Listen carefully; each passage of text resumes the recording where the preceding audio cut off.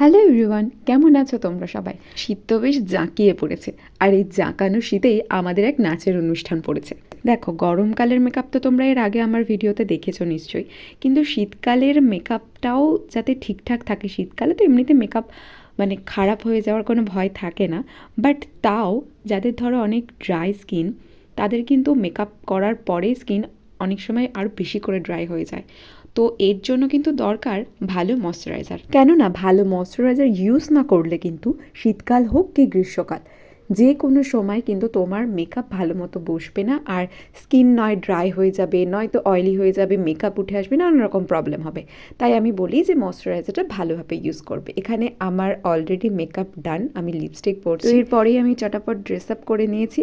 তো এই রইল আমার ফুল লুক, সাদা শাড়ি উইথ গোল্ডেন জুয়েলারি। জানিও সবাই কেমন লাগছে লুকটা।